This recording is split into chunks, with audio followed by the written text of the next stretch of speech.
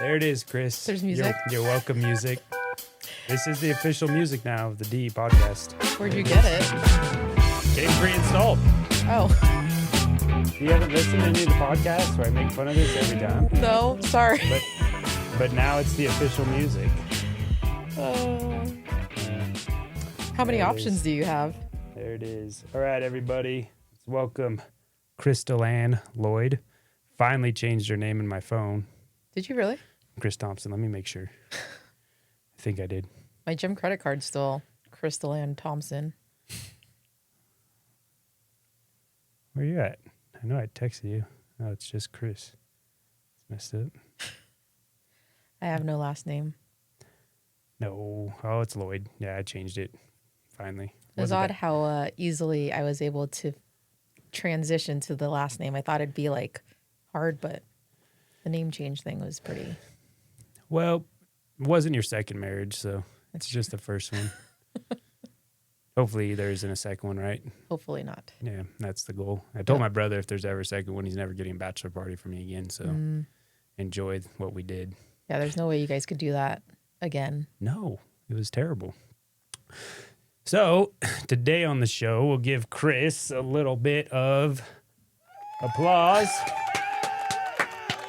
So cheesy. Yeah, so cheesy. We got Chris. She's been a coach with us. When did I hire you?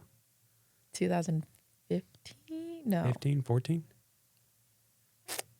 15, I think. Because we started coming at the end of 2014. Yeah, so Chris was a member here first. Mm-hmm. Her and James came in. We shopped around. Mm-hmm. And I don't even know how you became a coach. I was recruited. Joel's the one, right? Yeah, he knew you from the... Didn't you guys work out the same gym? No, Human Performance Project. Oh. I did. Oh, really going back. Mm-hmm. I did Hell of the West. That was like my last competition with my old gym. Okay. And then, yeah. I remember that comp. Mm-hmm. Yeah, that was some pleasant experiences during that. That's the one that was a GSR. Mm-hmm. Yep. I remember it. Yep. I remember having to do sets of unbroken double unders. Yeah. Yeah, that was the first time ever. And I remember it was the only reason I did better than a couple dudes there was because I didn't make any mistakes. Oh. But that was my only glory during that thing. Yeah. And then it fell apart. And that was one of Leo's better, like one of his best performances. I think he ended up getting paid. Really? He made money at that. Wow. Yep. That was when he was a striving regional athlete. And now he's a salesman. Yep. We miss him. He's supposed to come on the podcast at some point. Oh, really? Yeah. That'd be cool. Yep. Catch up with him, see what he's doing these days since he blew out his Achilles. Still staying fit. He's still staying fit. He's fighting the dad bod. Yep. He's keeping it at bay, so I'm proud of him. Well, today we got Chris on. She's been a coach here since 2014, 2015. Not really sure. Somewhere in there. I think 2015 officially. Because when did I hired you before we opened the South Gym. Mm-hmm. When there were like 13 of us here. Yeah. So many people in anticipation of opening that place. And then delay after delay after delay. Opened like 3 months later than planned. Yep. So Chris was hired with the anticipation of opening South Gym. And she's been with us ever since. Mm-hmm. Crystal Bear has been the most loyal, consistent person on the team. And she's kind of the glue that holds this place together. People don't know that, but she's one of the few people that's not scared to yell at me and hold me accountable for my own shit. And that includes me doing things and not letting people know.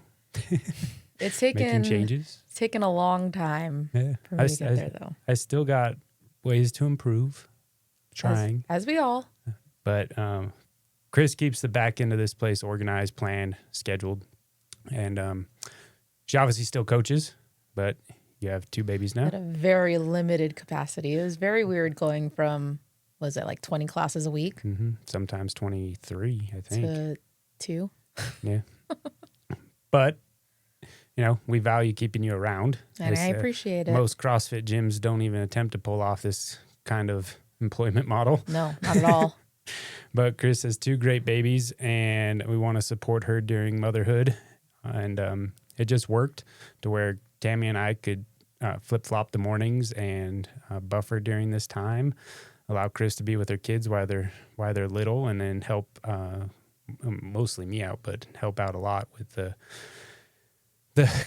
kind of mundane but important stuff. But the stuff that I enjoy doing. You enjoy doing it. You're good at it. You're organized at it. I'm last minute with all that stuff, or it forgets to be done. And it's been good. It's been a good deal. It's helped out a lot. So, other side of Kris is she is also our only but expert in pre-pregnancy, postpartum training. So that's something we want to get into today. We want to talk about and hear about your whole CrossFit story. Okay. I consider you one of the OG CrossFitters, that you vibe with OG CrossFit. Oh, yeah.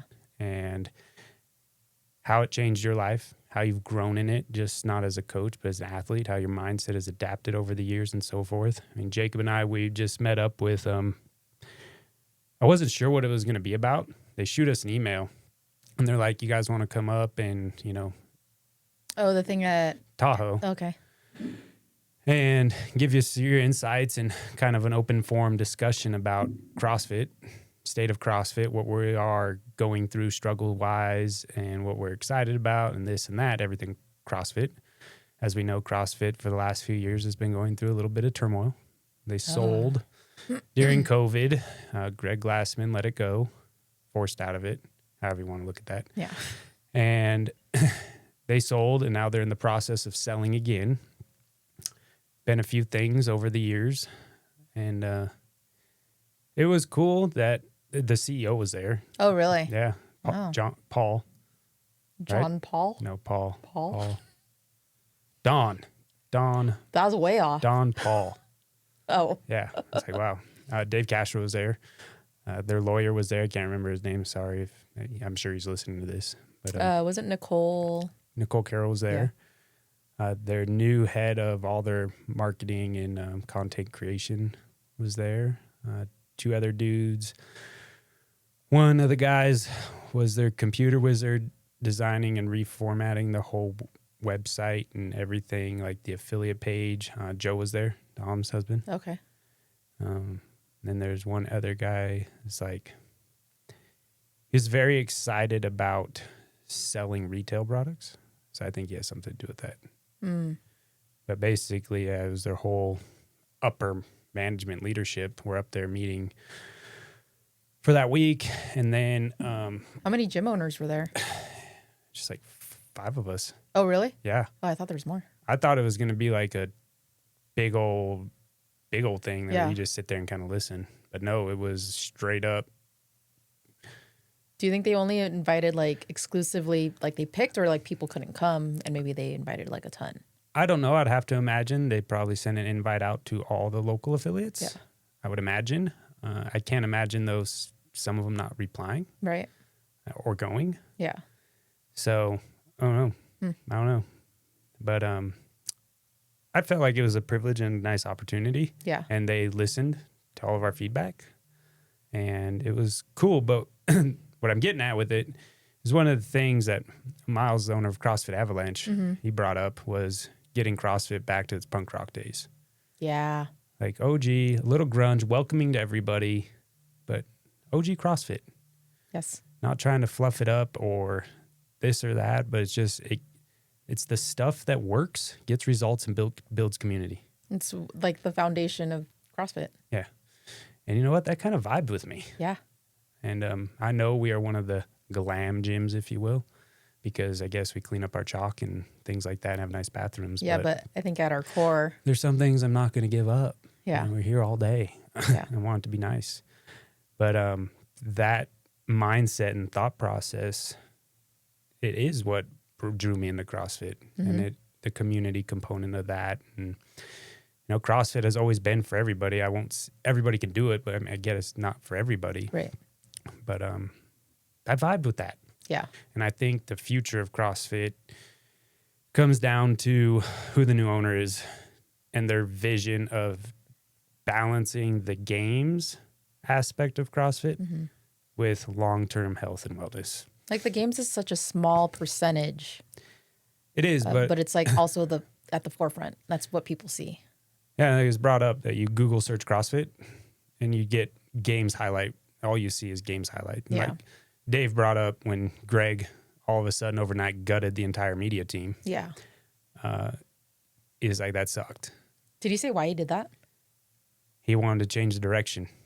And I guess working with Greg, it's just if he wants to do it, this is the way it's going to be. And to hell with it.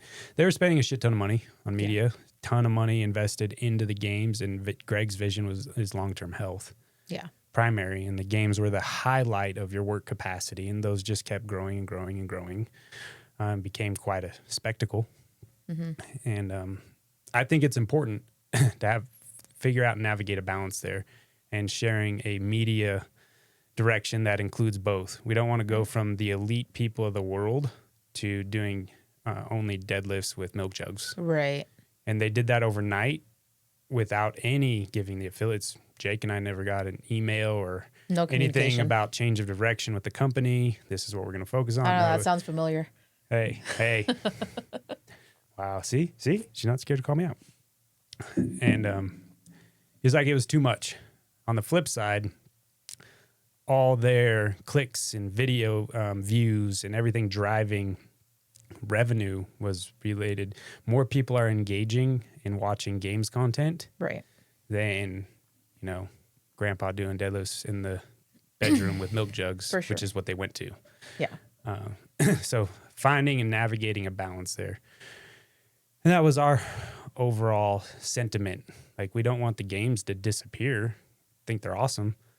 But we also want to make sure there's a strong, consistent message of CrossFit is, in my opinion, and I think you agree, is the best style of training for long-term health. Best bang for your buck. I've never seen a program better.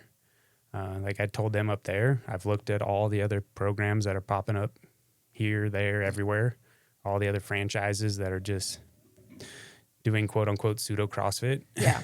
And if I thought that was a better program, I would drive the business in that direction.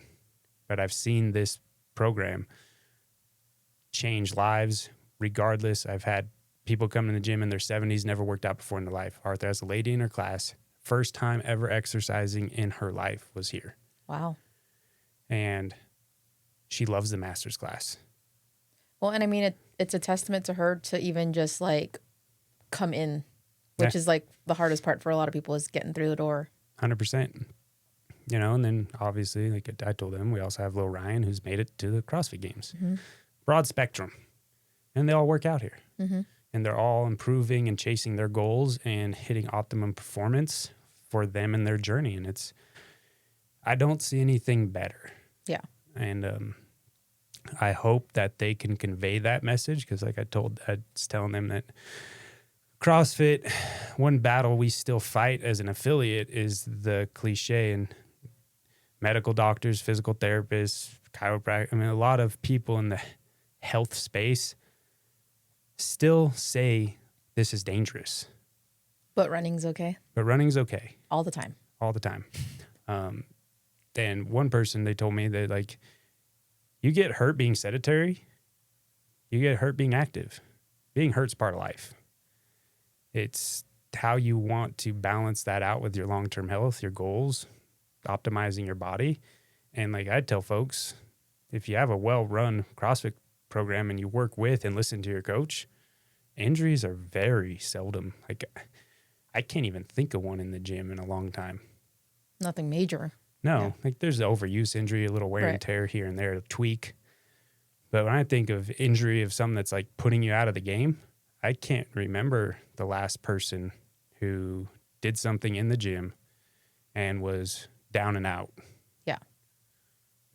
For a sustained period of time. I mean, I've been doing this since 2012 and I haven't had anything that I've had to, just the normal wear and tear, like the overuse stuff that gets better after like a few days off. Yeah. Same. I mean, my biggest issue has been I've never truly opened up my thoracic spine. I think it's rigid, stiff, and developed from wrestling days. And squat snatching is the one area that still tweaks my shoulder. Yeah. I did the hair that broke my back literally was at a CrossFit competition, but there was like a year of leading up, not taking care of other things that I full sent it in a competition setting. That kind of tipped me over the scale on my spine. That was a mindset at that time, though. Yep. Those were the days. Those were the days. And once I owned a handful of things about my own mobility, they have all been non-issues since. You know, that came down to more personal responsibility and executing intelligently and trying to put my ego aside, which has taken time, some maturing. Kids influence that a lot. I didn't want to be the broken dad. Right. So it's like, I'm going to start training smart. And I still do CrossFit every single day. There's still a way to do it. Yep. Still get fitter, still get healthier, still feel great. And so with that and that OG sediment, you started CrossFit in, what'd you just say? 2012. 2012. That's been a minute. Mm-hmm. I'm trying to think. When was the 7 minutes of burpees? That was 2012, but that's when I started. So my first open wasn't until 2013. Okay, so my first open, I started in 2012 too. Look, we just figured that out because the 7 minutes of burpees was my very first CrossFit. Workout? Not workout, but open. Yeah. And my first workout was like 3 weeks before that. Oh, okay. It was little 5 rounds of some light deadlifts and lateral burpees over a bar. Mm-hmm. And this guy at a gym I worked at, and he's like, this is a little challenge. It's like, that's it. Full sent it and was wrecked and then addicted. Yeah. And I'm pretty sure right after that I signed up for my level 1, did it at UNR. Yeah. And been CrossFit ever since. Well, I guess technically I started, my very first CrossFit class was in 2010 at UNR as an elective class. Oh, so yeah. Technically you started in 2010. But I didn't, after I took that class, I didn't go back to CrossFit until 2012. So I had a semester of CrossFit, and the reason why I took it, I needed an elective credit, and it was listed in the course catalog as like strength training or something, which in the past had been either like Pilates or yoga. So that's what I thought I signed up for initially. And then what do they call it, Cub Core or something? I don't know. But like I show up to class and it was Drew Canavero. He was the one teaching it? He was the one teaching it. Oh, wow. He's going way back. Yeah. So he was teaching it, and that was my very first CrossFit experience. And then didn't think anything of it after that. But before then, all of my fitness had been sports related. Soccer, right? I played soccer all the way through my freshman year of college. I played at the community college in Carson, like their very first women's soccer team when they first started doing sports. But I redshirted because I had just torn my ACL my senior year of high school.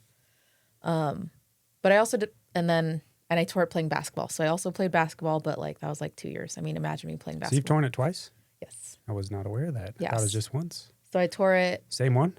Yep. That's not normal. Usually it's the other one that goes. Yeah. So the first time was my senior year in high school playing basketball. I just did a jump stop and fell over. No one was by me. And then the second time was 2 years later, and I was just pick-up soccer game with some friends, planted my foot, fell over. Again, nobody by me. And I had done the cadaver tendon the first time. Gotcha. Second time they did patellar tendon. I was like, you're in there, so might as well. And so like my scar's like pretty long on my knee. Seen that scar. What's that? I've seen that scar. Oh yeah. Yep. Know it contributes to a lot of women tearing their ACLs in sports. Their hips, their hip shape. Hip shape and weak hamstrings. Oh, really? Mm-hmm. Mm. Yep. I mean, don't we all have weak hamstrings? I mean, relative, but when you plant, twist, rotate, explode, yeah, that puts a lot of demand, and the not balanced out versus your quadriceps, you can have yourself a nice little hammy tear, the ACL. And on the flip side of that, people without an ACL, if they strengthen their hamstrings a lot of times they can get away with potentially not needing repair depending on what they want to do with their life after that. But you can provide a lot of stability from the hamstrings for the ACL in particularly. But nobody tells you that. Nope. They just tell you to get the surgery if you want to stay active. And then you grow up. I mean, you're younger than me, but not much. Nope. In high school and everything, like there wasn't even mine, but even before my generation, like women weren't lifting weights. Mm-mm. Seriously, I mean, it was very much still, well, I mean, it still is to a degree, but cardio oriented Yep. in sports, but there wasn't a lot of weight training. Yeah. I remember my cousin, she was running cross country and ran a ton. It wasn't until her junior, senior year that she started lifting weights. Yeah. And I think that's changing. I think there's more high school females. I think the first time I did any weight training in high school was either my freshman or sophomore year of high school. We were living in Hawaii, and it was my pole vaulting coach that just took the pole vaulters, and we went and weight trained like during the off season or like in the preseason or something. Nice. Because the seasons were different. And so, but like, and I mean, I don't think any other events did any kind of weight training. The distance runners probably didn't. Probably not. No, maybe the shot putters. Yeah, maybe. But like no one was ever in the weight room at the same time. Yeah. I only remember mostly guys in the weight room. And I think that's where I first learned how to power clean. All right. And I think it was me and maybe one other girl or two other girls that were there. Still a small percentage. Yeah, still a small percentage. So you moved around a lot. You were a Navy brat? Mm-hmm. Yeah, talk about that. So I was born in San Diego, lived there for, I think I was only like a couple years, and my dad got stationed in the Philippines for also not very long, maybe like a couple more years. Then we moved back to San Diego. We were there until I was about 8, I think. Then we moved to Guam for about 6 months. But that was awesome. Yeah, it was interesting. I mean, I don't remember too much. My like long-term memory isn't very good. Right. I do remember that we drove around the island. It maybe took like an hour or two, maybe. There was a lot of blackouts because there were tree snakes that would get in the power lines. So 6 months there. Then we moved to Hawaii. And that's probably where I did the majority of my growing up. So from about 3rd grade until like my sophomore year of high school. Really? Mm-hmm. Now, does that make you Hawaiian? No, I don't consider myself Hawaiian. No. You didn't like, obviously, I know you don't have the 808 zip code, but sometimes people hold on to that. Yeah. Did you have a cell phone when you were a sophomore in high school? Mm-mm. Yeah, I didn't get one till I was, did I? I imagine I did because, no, I didn't. I was just thinking like when my parents would pick me up from practices and stuff, but I don't think I did. Or maybe I did like right before we left or something.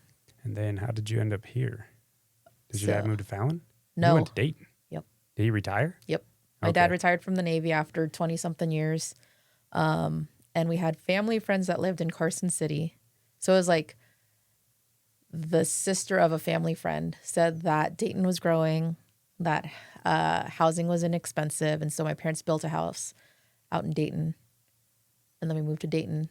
And they went out there maybe once or twice to pick out things for the house. But I did not go out there until we moved. Oh. So until like they had the house built and everything, I had no idea what to expect. Culture shock. It was a huge culture shock. So we moved out there, lived in Dayton for 4 years. And then the summer before my junior year of college is when I moved up to Reno to go to UNR. So you finished as a Dust Devil. Mm-hmm. Then you went to, was it WNC or WNCC? Back then it was CC. It's still CC? Yeah. And then you transferred to UNR Mm-hmm. and finished your degree in biology. Correct. What was the goal with biology at the onset? Physical therapy school. Was it? Yeah. Mine was dental school. Oh. Yeah. Then by the end of it, I was like, I don't want to do more school. All right. So you got through OCAM. Yep.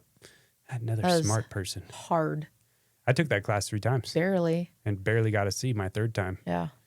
And I was so smoked on that in general, but then just like the outlook of what potentially dental school would be like. I wasn't happy. I was miserable. Dentistry, I wanted parts of the lifestyle that came with it. Yeah. But I wasn't interested in dentistry. Oh. Because, I don't know, I was just intrigued. My uncle was a dentist, and that's why I was around it growing up. but OChem smacked me upside the head. And if you don't get at least a B in OChem, like it's not happening. Yeah. And after the third time, busting my ass and barely pulling off a C, I was beat down mentally from it. Yeah. And took exercise physiology and kinesiology just to kind of take a chill semester, just try something else that I was like interested in. Yeah. And I absolutely love those classes. And changed majors with the intention of potentially doing physical therapy school. Yeah. And did the GRE. Cassie moved to Vegas. I was working in Western Nevada Supply, and did the math on how much I'd have to borrow to get through PT school. And then the math on income coming out of PT school, it was not good. Yeah. The math was not good. Yeah. And so opted for just getting my MBA, which I think I have $400 left. Pay off that loan that I... The only student debt I have is for the degree I never finished. So yeah, ended up finishing the undergrad in community health science back then. They didn't have what I think they have exercise phys now or kinesiology. Yeah. But well, when I started college, I went into it was criminal justice, and I wanted to do, I think it was like CSI, and so I started with criminal justice because that was a big show back in the day, the original CSI, and so that's what I wanted to do. And then I'd torn my ACL and then gone through physical therapy, and my physical therapist was actually our athletic trainer at WNCC, and so he made it seem like so fun, so cool. And then in my mind, I'm like, oh, I could become a physical therapist, work with elite athletes, but nobody tells you that it's like such a small percentage, at least at that age, right? So that's what I was thinking going into it. Then by the time I was like in the higher level bio classes, I was like, I don't think I want to do more school. Yeah. It's a lot more school and like 4 more years. And then I was looking at like accelerated classes and like not getting summers off. And I was like, I don't know if I want to do that. And then the debt. Yep. And having to pay for it and this and that and the other. And so I was like, okay, well, what can I do? And the whole time I was working at Sports Authority. Classic. Yeah. You only worked there when it was Sports Authority? Mm-hmm. Okay, so not Guard Sports? Nope.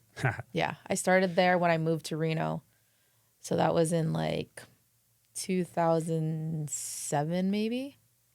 And then I had worked there pretty much up until I started working here. I remember. And so I was there for like 9-ish years. And I started at the Meadowood Mall location. And then I moved over to the Kitski location. Was like a lead cashier, started as a cashier, became a lead cashier. Then after a while working there, became an ops manager. And then that's when they opened up the Sparks location, but then ended up closing a location. And then they wanted to move a manager that had been, and I had just newly become an ops manager. So they had asked me to step down to let this other manager. But then they put me in the tech shop because I was capped out as a cash lead in terms of pay. So then I could make more in the tech shop. And so they moved me in there, and that was really fun because one, you get to hide away from a lot of the customers. Yeah. But like rental season was super busy, but like you're always doing something. So you're always busy. So I learned how to like string tennis rackets and fix bikes and tune skis and snowboards. It's going to come in handy as kids get older. Mm-hmm. Yep. So, I mean, I don't know how much of that I remember anymore, but for the most part, yeah. And then I did that. And then I think after I got hired on here, hung on to like, I think I was working maybe like 1 day a week or something to hold on to the discount. And then they started going under. And so then that's when I left. So the timing was really good. I remember that whole transition. But like it was hard because I had all the benefits and it was comfortable. And then coming to a small business and not knowing how it's going to do. Still in question, dude. Still in question. Every day's a fight. Committed. We're committed. I'm committed. Yep. But, well, so now you're here. Mm-hmm. All that experience. CrossFit level 2, studying for your level 3. Mm-hmm. You have any other certs? Didn't you have another one? USAW. USAW. That's right. And What's the postpartum one? Pregnancy and postpartum athleticism. All right. And then precision nutrition. Precision nutrition. So Kris has life experience. Life experience I want to get into, which I think a handful of our population might like more information about and learn about, is the pregnancy stuff. Mm-hmm. Now, I think, one, you carry a lot of weight there because you've had babies. Literally. You've gone through Literally carrying weight. Yeah. No, there's a lot of people out there that coach this stuff that don't have personal experience, and I think it matters. Yeah. I think that there's a perspective that's gained going through that. Men can't gain that perspective. Right. I'm taking a hard stance there. And then, there are quite a few female coaches out there that want to coach women on this stuff. But in my mind, if you haven't been through it, you don't know. You don't know. And but I think there's also value in being like a vessel for that information. I think there is, but I think your perspective carries more weight. Yeah. And I'm going to stand on that hill. Thanks. I'm going to stand on that hill. So 2 babies. How old are they now? Jordy, my oldest, is going to be 3 at the end of August. She's a big old 3-nager right now. She's lots of attitude. Everybody talks about terrible 2s. It's not terrible 2s. It's the 3s. Right. 3s are hard. And we're not even into it technically. So can't wait. And then Cameron will be 1 at the end of July. It's so like crazy. in another month. I know. I've already been coaching at South Gym for over a year. Yeah. Isn't that crazy? Yeah. And what's also crazy, I was just thinking about this earlier today, is that Jordy's first 2 years of life was spent at the gym. Yeah. She's with me there all day, every day. Yeah, those of you that don't know, Kris was still coaching full-time when Jordy was born. Mm-hmm. And we set her up an office. She had all the napping gear, everything at the gym. And Jordy was a part of every class and there all day long. Yep. So, yeah, her first 2 years of life was literally at the gym. Yep. And made lots of friends. Could be a blessing and a curse. I think it's a blessing. But she seems to be interested in all things gym related. Oh, yeah. Yep. That's cool. Yeah. And and Cameron, I mean, I'm still there every day, so they come in with me. And when I have my personal training clients, obviously 5 and 6 a.m. is a little too early for them. It's too early for them. So they don't come with that. But yeah, I mean, when Jordy was coming to the gym with me, as soon as like 7, as soon as I was done coaching the 6 o'clock class, James would drop her off and she would hang out there with me until I was done coaching the noon class. And then we'd be home at 1. She would nap in the back. Yep. Nope. So with that, both pregnancies, yours seemed from the outside looking in, go well. Yeah. I was very, very fortunate enough to have very easy pregnancies. No issues. Yeah. And are you considered a geriatric mother? Yeah. So I didn't turn 35 until after Jordy. Okay. And so they don't say geriatric. No, that there's a technical high term. Risk. No, I know it's high risk, but there was a term. It just changed recently. I don't know if it's geriatric, but it was. Who told me that? I don't know. Yeah, it's 35 is the cutoff. 35 is the number. Well, when I was talking to one of our members. Mel said that. Really? Mel and Sean. Oh, okay. Because she was 37 or 38. Yeah, so when Jordy was born, I was 35. Okay. No, sorry. I was 34 when she was born, but I only my birthday's in October, so then I turned 35 soon after. And then Cameron, I was 36, turning 37 with him. So yeah, technically I was like high risk and geriatric or whatever. Did you have to go to the high risk pregnancy center? No. So, I had my miscarriage before Jordy. That's right. And so they considered, Dr. Perry offered and said, hey, if you want to go to high risk, you can. But I was like, oh, I mean, I feel healthy. I'm like, if you don't think I need to, then there's no reason to. But I mean, I'm sure if you're a person that likes to be constantly updated as to what's going on with your baby, that's probably a good idea, unless it causes more anxiety, then probably not. But yeah, so I was not high risk. Pregnancies went really well. No morning sickness, no swelling. I was able, with Jordy, I worked out, I think the day or two before she was born up until then. But I mean, I was averaging like 2 to 3 classes a day at that point, which I mean, was fine with me. And whenever I wasn't working out, I'd try to get a walk in, like a 20, 30-minute walk. 2 to 3 classes a week or a day? Or a week. Did I say a day? You said a day. Oh, and I meant like, a week. Do you mean coaching or? No. Sorry. I was like, I know Kris, but I don't think there's that much fitness going on there on a is daily not. basis. No. Sorry. 2 to 3 a week. Right. Yeah. And then when I wasn't, I would try to get a walk in. But then with Cameron, it's just been all over the place. It's all harder with 2. Things change with 2. Things change with 2. Things change with 2. And people say things don't change with 3. That's what I hear. Like, it's not that much of a transition. I ain't risking it. No. I know birth rates are going down and you're supposed to have more kids and this and that. Well, I've been fixed, so. Not for me. That shop's been closed up. Yeah. So is my husband. He did? Yeah. I didn't even get any emotional text from him or anything. Oh. Is that why he's getting adjusted so many times? No, that's because of the running. It's because of the running. Because of the running. Told him the other day when he was here, I was like, you here to do CrossFit with me or see Kris? Yeah. He's like, see Kris. Fine.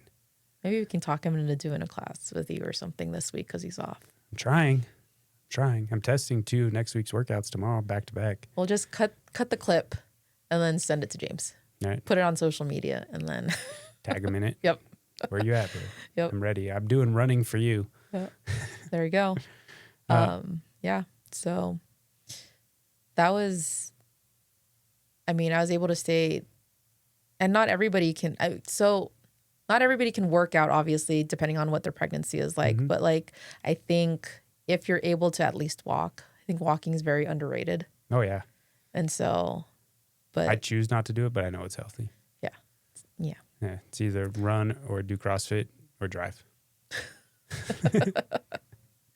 There you go. So pregnancies went well. Everything healthy kids. Mm-hmm. Your second pregnancy, you sent me a text message really right before, and then baby was here. Yep. Don't think I'm going to be able to coach today, guys. Yeah. Hey, I'm going to the hospital. And then boom, baby born. Yep. Very short labor. That was Yes. quick. So in your experience for you, went great. Trained the whole time. Mm-hmm. I do believe that your training experience leading up to pregnancy also plays a part in that. Yeah. So I think so too. I mean, obviously you were trained regularly, competitive, did CrossFit competitions and this and that, but your health and fitness was pretty top notch going into your pregnancies, which I do believe facilitates a better pregnancy. I'm going to use the word for most women. Yeah. I know things happen that can go sideways for even sure. fit and healthy people because, I mean, you're growing a human. A lot of variables going on there. Mm-hmm.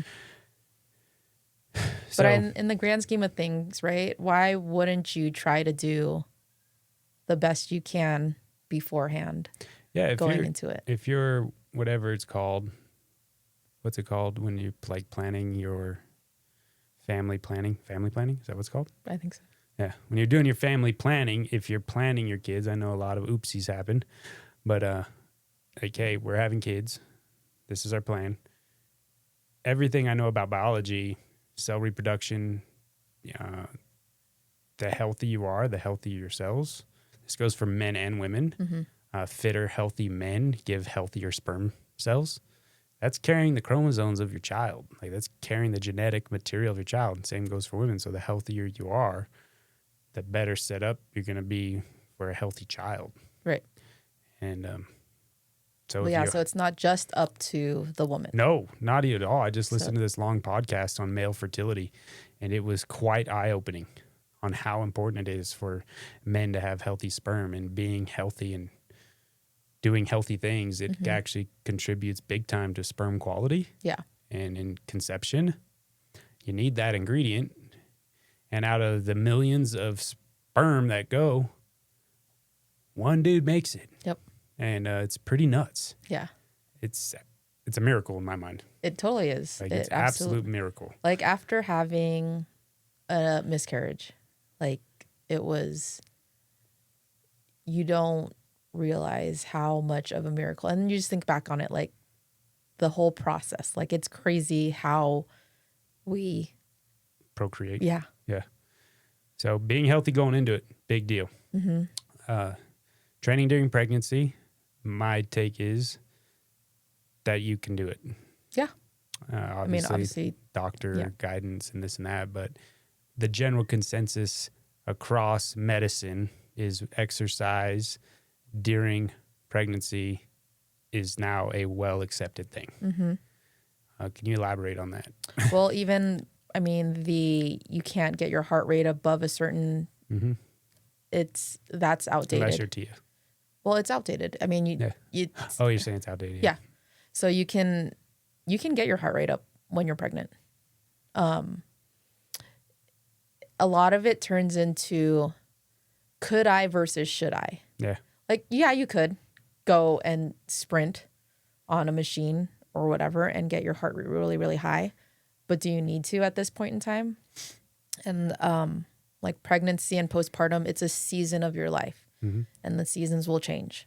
And so because it's such a temporary time, yes, you want to stay active during that time, but you don't have to go 100% all the time. Yeah. I mean, I think a lot of people, but you also can. So there's so much nuance in how you can approach it. And sometimes it's not, oh, you've been doing this, just do what you're doing. Or, listen to your body is so broad. I feel you get more flexibility during your first trimester. Yes. Yeah. You don't have to scale as much during your first trimester. And I mean, obviously, like you probably don't want to be wearing a weight belt anymore. You probably shouldn't be wearing one that often anyways. I'm anti-weight belt, so. Yeah. And if you're lifting, you probably shouldn't be lifting so much where you feel like you would need a weight belt anyways. Yep. So, I mean, those are like general guidelines. Get rid of any fall risks. So no more box jumps unless you're comfortable with it. And anybody that saw me train during my pregnancy, it's more of a like, I still box jumped. I still double undered pretty far into my pregnancy. Burpees kind of stopped pretty early. Like once you don't want to lay on your belly or impact the floor, stuff like that. Like I was still doing that stuff because I felt comfortable doing that. I definitely went longer in my second pregnancy than I did my first pregnancy. I stopped a lot of stuff before because I didn't know what to expect then. Yeah. And now I knew what to expect. And during my first pregnancy, I didn't have as much knowledge on the whole training during pregnancy, and what like postpartum would be like. After my first pregnancy, I went and saw Sabrina and trained like 3 months with her, like after my pregnancy, and she helped me kind of guide me. And then so after that, I went in and did the pregnancy and postpartum athleticism stuff. And so training during my second pregnancy was definitely, I was more educated and understood what I needed to do in terms of like breath work, how I should breathe, how to strengthen or try to maintain what I could of my pelvic floor during pregnancy, and stuff like that. So going into it, I felt like I could do a little bit more longer. Yeah. But generally, I'd probably say for the member, like, again, fall risks, so no box jumps, burpees once you feel like your belly's really showing and you're touching the ground and stuff like this. And there's various ways to modify all the things because everybody carries different, feels different. Usually during the first trimester, it's just kind of managing your fatigue and working out when you can, because you probably might not feel like it if you have morning sickness or you're just, super, super tired. Yeah. You're growing a human. Well, and that's what I think a lot of people forget, because because you're not showing doesn't mean you're not growing a human. Yeah. Like it's still happening and you're still having all these symptoms. And if you feel like you don't want to work out that day, don't work out that day. Like all of the motivational stuff that that is said before pregnancy kind of goes out the door. So let go of the David Goggins mindset. Yes. Yeah. You don't need that right now. What you need is to give yourself some grace and just move what you can when you can. Right. Yeah. It's good. So obviously as the belly grows, things change. Mm-hmm. I've had numerous women now over the years through the gym. I mean, we're training up until I put out the comments like, I'm not adding delivering a child to my resume. So I know the due dates. I've had people in the gym past due date. I'm like, what are you? Make me nervous. I don't want to deliver a baby. Due dates should be like a due range. That's what it is. Yeah. And so yeah, we've had multiple women now in the class train their whole pregnancy all the way through. And it is, granted, I'm not around a ton of women that don't work out. Right. My whole network of people are fitness people. But their bounce back is insane compared to what I remember pre-gym life with people being pregnant. So you want to think about that pregnancy time period as like, what can I do to preserve or maintain what I currently, like what I have pre-pregnancy. Mm-hmm. So making sure that we manage abdominal pressure correctly and preserve your pelvic floor so that once you do have your baby, recovery or the bounce back, right, is easier, faster. But I mean, that also depends on, how your labor goes, how your delivery goes. C-section? Right. Did you have a C-section? Did you push for hours? Stuff like that. Or did you 2 pushes and your baby was out? Did you push for 20 minutes and were you in labor for an hour or 2? Yeah. So it just varies. But like I said before, like you want to try and set yourself up for success. So, prepping your body by moving it in a way that preserves your pelvic floor and you understand how to manage your abdominal pressure is really important going into your recovery and your postpartum time period. Because like after you have a baby, your belly is so squishy and it's weird and it's soft and your like guts are like they haven't moved back yet. Yeah. And so, and then like your part of what I do in terms of like breath work is diaphragmatic breathing. Mm-hmm. And so you have to learn how to re-coordinate your diaphragm and your pelvic floor. So that way, you're not, so that you're supporting all of your guts when you're doing like squats or jumping or whatever. So having that knowledge going into your postpartum is really, really important and can help facilitate a better recovery. So guts get stretched out. Kids in there beating things up. Mm-hmm. Talk to me about diastasis recti. So Cassie, my wife, Jackson jacked her up. She ended up having to get big surgery afterwards, put her stomach back together. Yeah.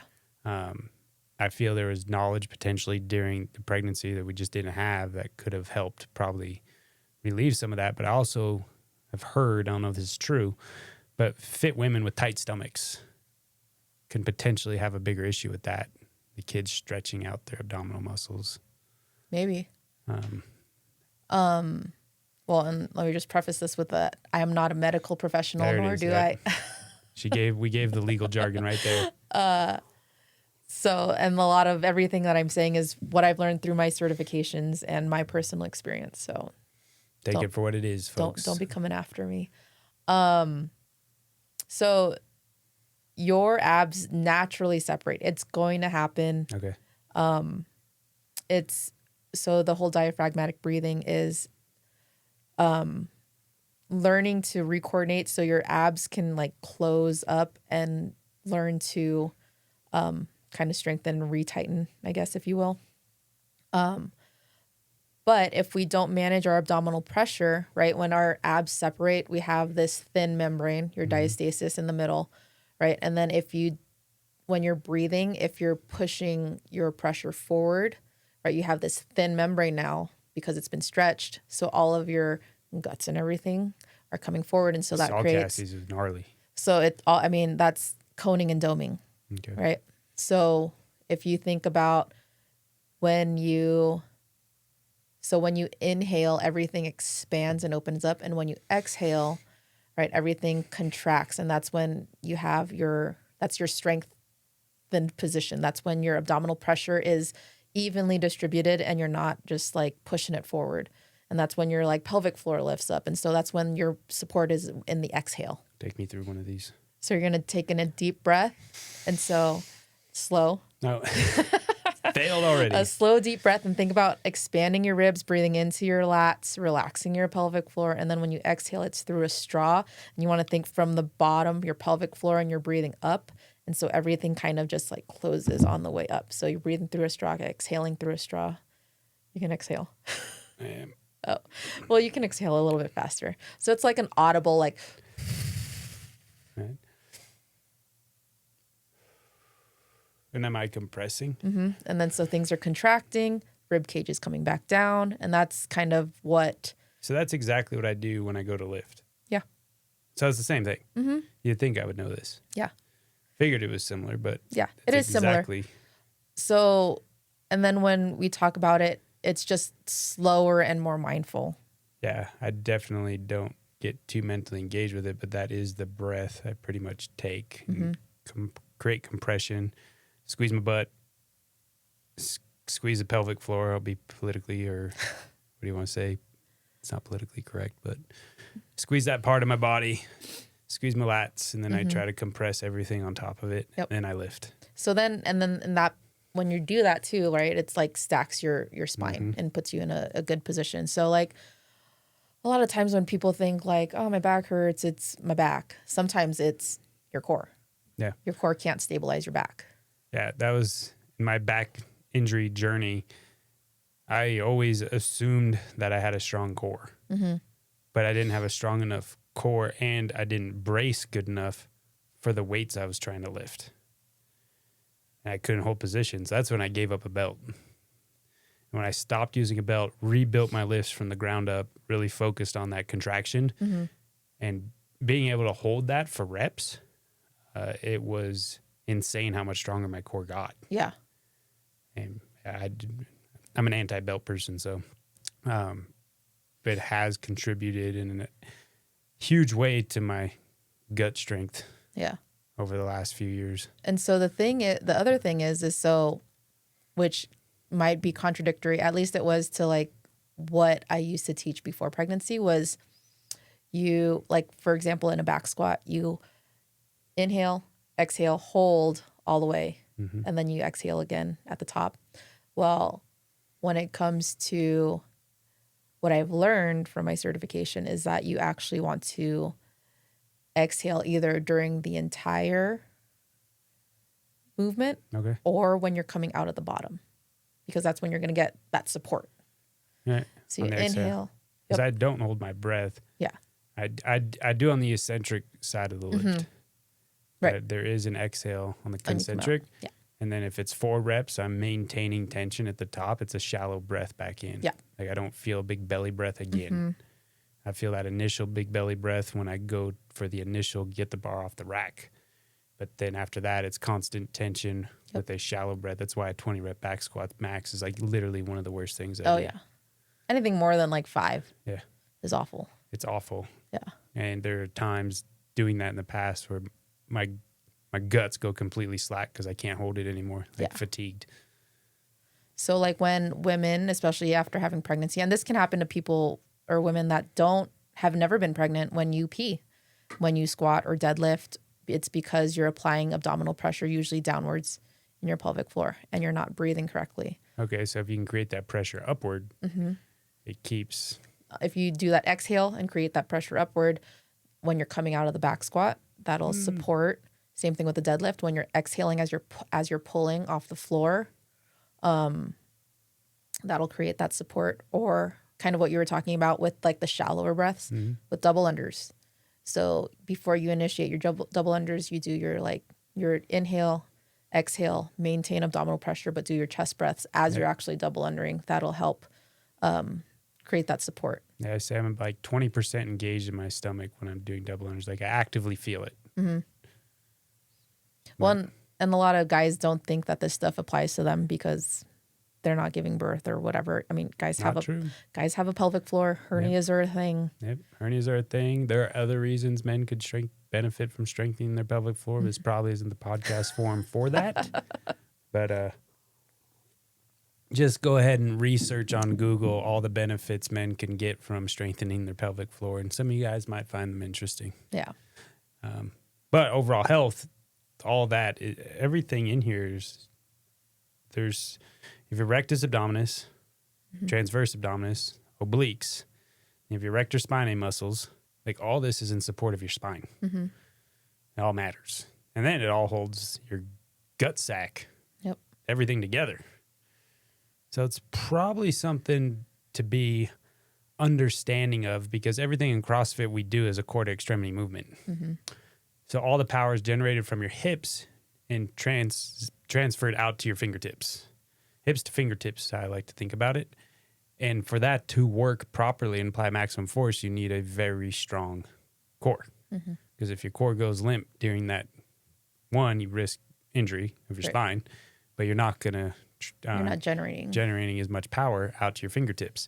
Usually our fingertips are attached to a barbell or pull-up bar or kettlebell. Something we're holding on to is where we want that power to be expressed. So the stronger, more stable your core is, the more efficient you're going to be at transporting power. Is that the right word? Sure. Yeah. Moving power from your hips to your fingertips. And that's the important thing in CrossFit world. It's a big part of the level 1. But it's important in all sports. Yep. Any sport that you're applying power through your hands, core to extremity is going to matter. So understanding what Kris is saying is important for women, pregnancy, postpartum, but it's important for everybody. Yeah. Human beings. So it's good stuff to learn. It all applies. All applies. So kind of back to the diastasis thing too, right? So after you have, when you're pregnant, your body obviously has to move and adjust to make room for a baby growing in your belly. So your ribs expand, your hips get wider. You have... and they call birthing hips. Which I didn't think I had. Didn't know that I'd be able to push a baby out because I'm like straight. But I mean, you have relaxin that goes through your body, relaxes all of your... And that's the other thing. So relaxes your soft tissues, right? Yeah. So that's the other thing is... when you're training in pregnancy, you need to create stability, which I think a lot of focus is on like what weights you're doing. It's like the obvious stuff. That stuff is obvious. Like you want to reduce the weights, you want to avoid falling risks, but you also want to make sure that you're creating stability because your soft tissues relax. And so like doing box squats are really good instead of like, if you want to go a little bit heavier on your box squats, fine. Or on your squat, do it, but use a box. Sorry. And then, so I got a little distracted, but back to the diastasis. So when all that stuff expands, when you do your diaphragmatic breathing, that is working on bringing it all back and down. Cause ribs tend to flare out because you're making room for a baby. So that kind of helps bring it all back in and kind of reposition everything that was moved during pregnancy. How long does it take in general? I know every person's probably different, but for guts to feel normal again? I don't know. How long did it take you? Maybe. Do you feel normal now? Yeah. No. I mean, I think. That's good because you got some toes bar coming your way. Yeah. I mean, my delivery this time around was really fast. So like I didn't spend a lot of time like pushing. So pelvic floor stuff was fine. The core stuff, the ab mat sit-ups like took a while. I want to say like maybe 4 to 5 months till I felt like I could do. Like you feel those muscles working. Yeah. Hanging things, like any kind of like hanging gymnastics, I'd probably say like that. And then the sit-up stuff was probably like the last thing that I felt like would come back. Okay. It took the longest to kind of regain or come back to. Now, with women that have C-sections, I have coached and been with a handful of women, including my wife, has C-sections. It took a long time. And some of the women I know, they got C-sections back in the day. Right. Right. Wasn't as refined of a surgery potentially. They like lose all feeling down there. Yeah. They do sit-ups for hours, feel nothing. And in my mind, are we even having a benefit at this point? Are the muscles even working? Like, I'm not sure what the answer is to that. I don't know either. I mean, you're cutting through 7 layers of tissue. Yeah. I mean, you're obviously cutting through nerves and stuff too. So. Like Cassie now, and she's had the diastasis fixed. Mm-hmm. That was gnarly surgery. She's like, that was way worse than any of the C-sections and the recovery. And then 2 C-sections. And I mean, now she's getting back into CrossFit classes because obviously her proximity to the gym is inviting for that. But she's like truly feeling core function again. And I think that's a combination of getting back into class. But I mean, Jackson's 7 now. Yeah. And I know it was a few years past that where she felt like she could really do stuff with her abs. It's crazy. Mm-hmm. I think like it's almost as bad as my vasectomy. Oh my God. Yeah, I'm sure. That's the one I get hate for. Well, I think part of it too is like being mindful about your recovery. Yeah. So, I mean, I think there's a lot of focus and there's more information about training during pregnancy than there is about training postpartum. And that is more important. Like, if I had to, we're done with you. So yeah. So more info. Yeah. So go ahead and figure it out. But I think it's a lot more important. If I had to compare the two, I'd say postpartum, you need a little bit more time and guidance than pregnancy. I think and personal guidance. Yeah. Because everybody's different. Your journey there is going to be different than the person next to you. Mm-hmm. I also think it's one of those spaces, I think in general you shouldn't compare, but it's definitely one of those spaces like your sister had this great pregnancy and this and that. I should just do what she did. Yeah. It's probably not the case, even if you are from the same genetic pool. Mm-hmm. So you should probably work with somebody. Well, because even every pregnancy and the same person could be different. Very true. So like there's just so many variables and things that could happen that I think fitness afterwards needs to be like guided through. Yeah.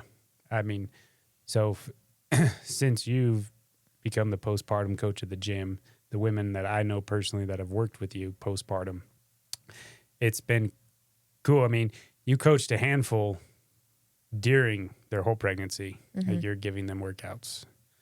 Drop Julie's name, for instance. Yeah. Like you're guiding her the whole time, and I would just, Julie, what's Kris got for you today? And she was doing group class the whole time up until her pregnancy, and she was back quick. Mm-hmm. Did she even make the 6 weeks?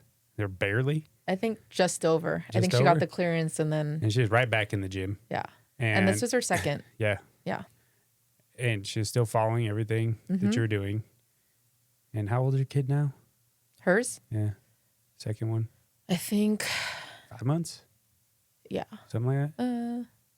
Yeah, 5 or 6 months, yeah. Well, the other day, Monday, she lifetime PR'd her deadlift. Yeah. I know. I saw that. And I was like. And when she's building up to it, I'm like, kind of like, baby's still relatively new. How much in my brain, I'm thinking this. And she just 100% confidence, stood the weight up. I was like, that went up real easy. She's like, that was a PR. You got more in the tank, girl. Yeah. Well, and like, I mean, she got back to double unders pretty quickly too with no issues. I was like, hey, you got any symptoms? She's like, no. I'm like, okay.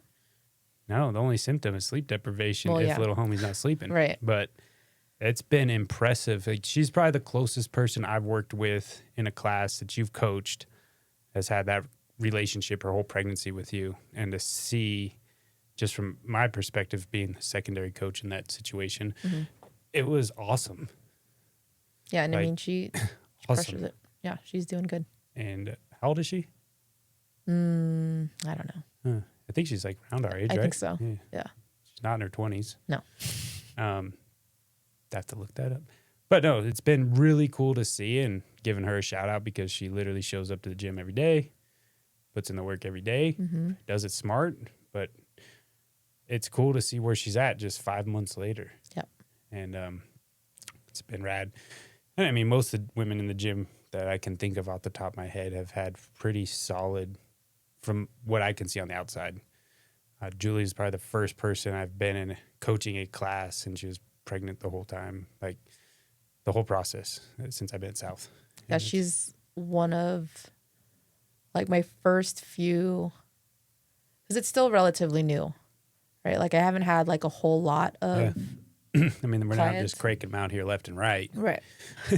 But she's like from pretty much the beginning of her pregnancy, or maybe like the second trimester or so through postpartum, that I've coached, and she's been crushing it. Yeah, it's an awesome. And any of you other women out there struggling with any parts of postpartum, if you're in that area, or you're getting pregnant, or if you are pregnant, I mean, Kris is here in the gym, very valuable resource, and has a lot of insights into this. And just from what I've seen, I wouldn't go through a pregnancy without somebody helping guide that for me again. Yeah. And I reference that to my wife, because obviously I'm not going to get pregnant. But I think there is a lot of power in your own personal long-term health, doing all that the right way, and just seeing how much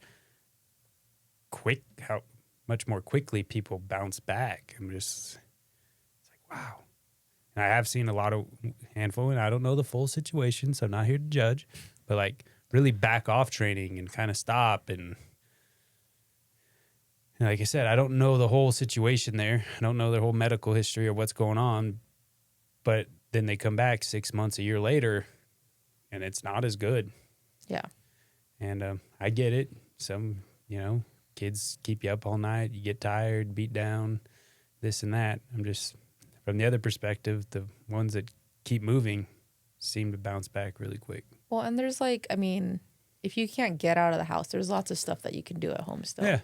So like, not to say there's no excuse. Obviously, you just birthed a new baby and they're probably keeping you up and you're feeding them and doing all the things.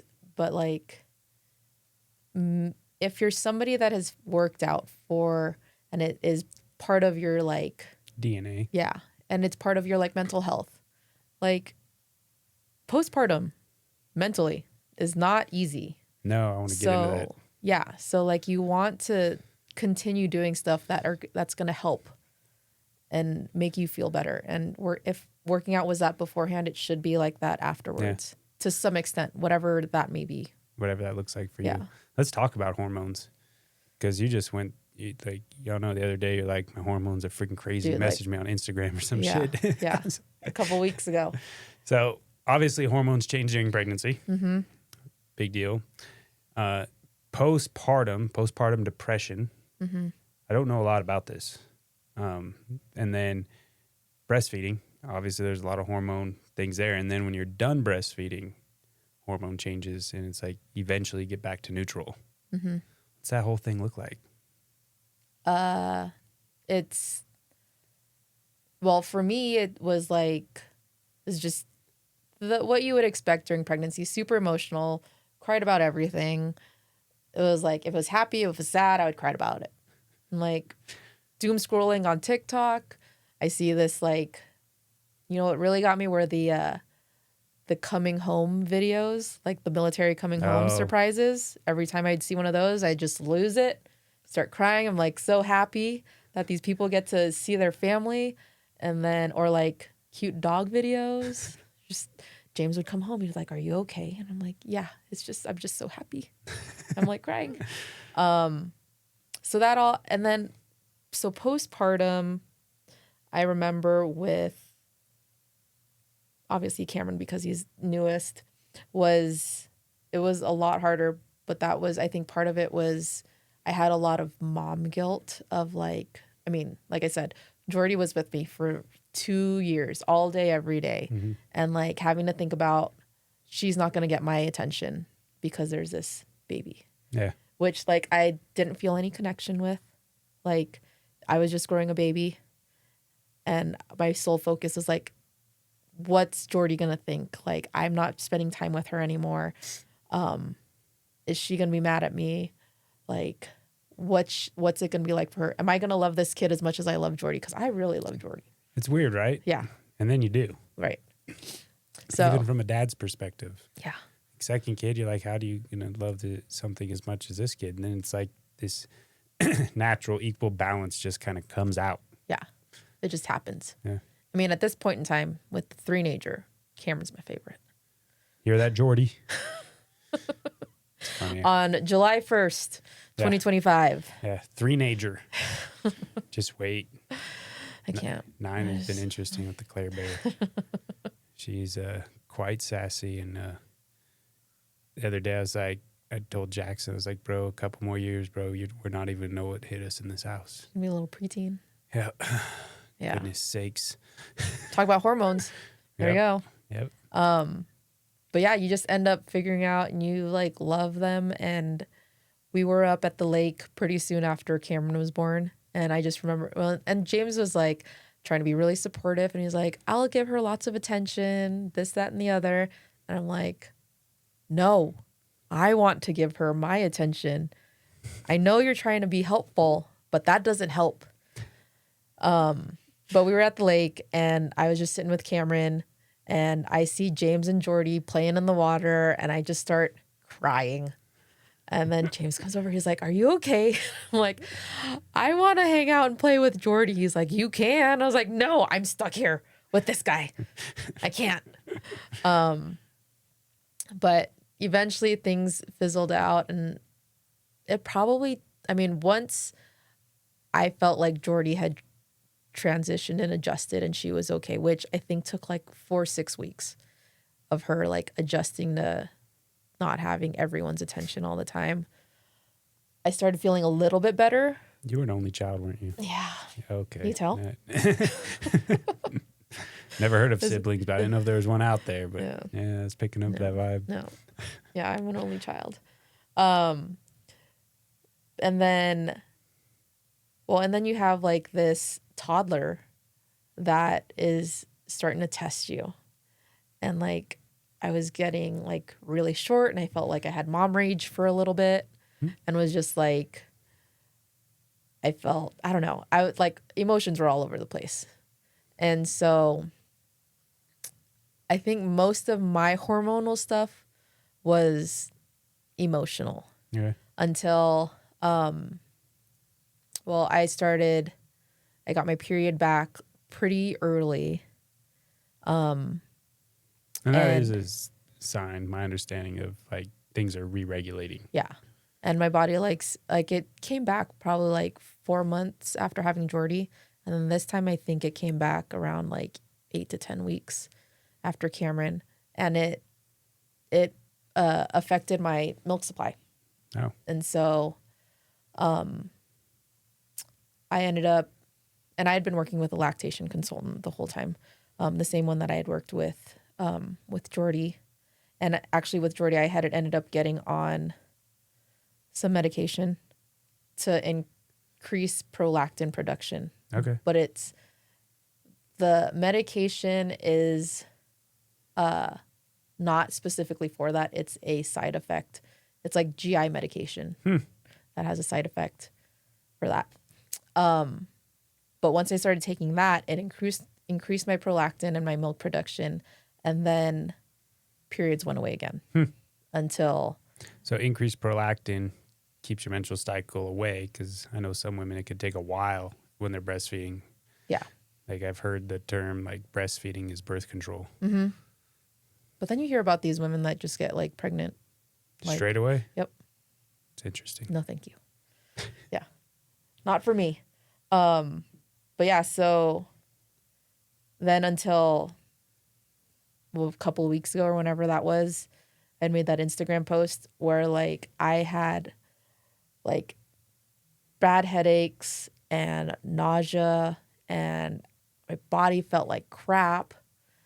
And then I started my period and I was like, oh, okay, it makes sense. But this is like the worst I've ever had, symptom-wise. So your menstrual cycle bounced back after 8 weeks. You went on the drug, and now it's been close to a year. Mm-hmm. Okay. Yeah. Are you still on the drug? Are you still breastfeeding? Mm-hmm.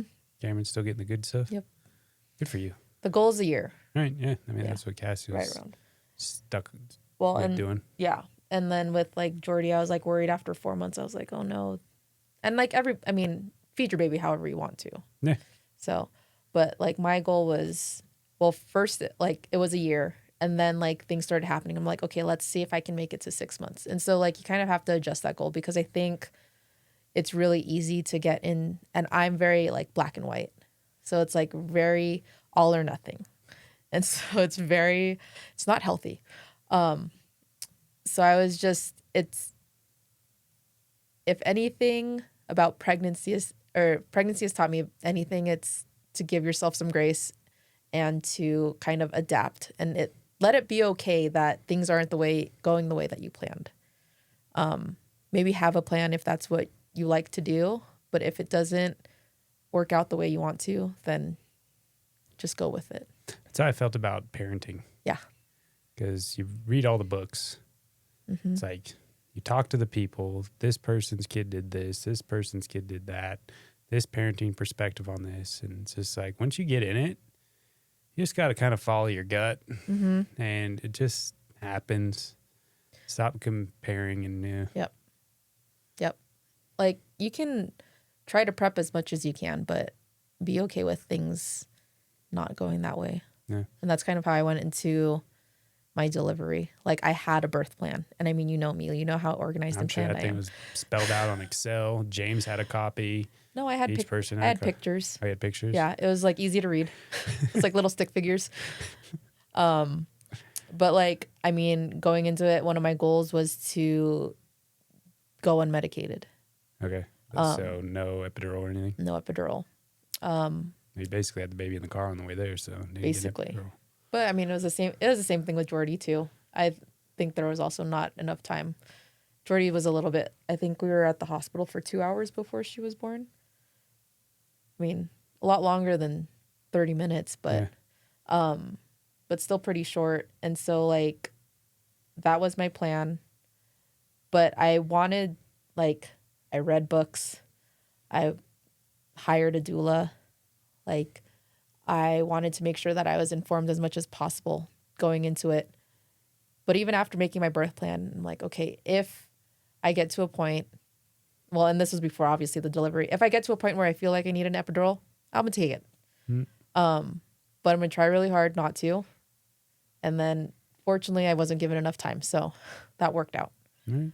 But I think and part of that, the decision was to not get an epidural was because I